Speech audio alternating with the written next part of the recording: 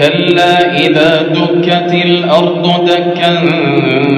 دكا وجاء ربك والملك صفا صفا وجيء يومئذ بجهنم يومئذ يتذكر الإنسان